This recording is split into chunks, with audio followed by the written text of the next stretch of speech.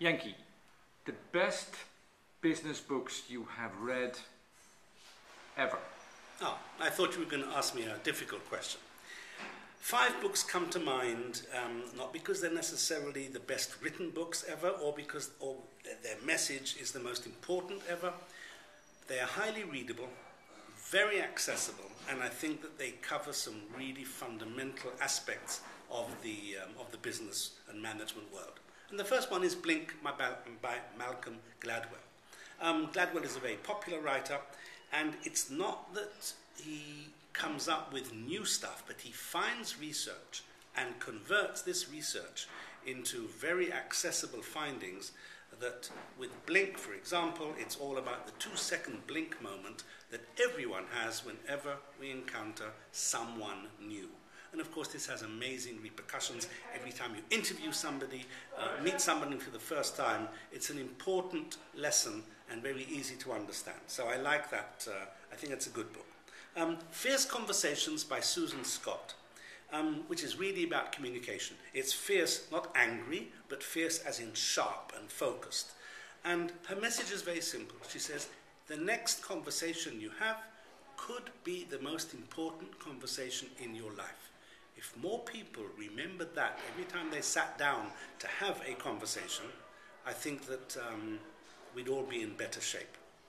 A Whole New Mind by Daniel Pink. Again, Daniel Pink is not telling us something we didn't know before. He talks about right brain and left brain. The subtitle of the book is Why Right-Brainers Are Going to Rule the World. So you can definitely see where he's coming from.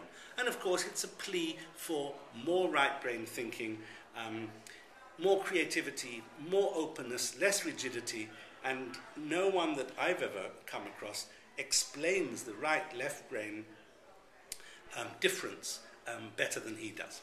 The 4th book would be The 33 Strategies of War by Robert Greene. This is not a light book. It's not light reading. It's like, it's a bit like getting into an ancient text, and it's almost written in that style. He has a very simple message.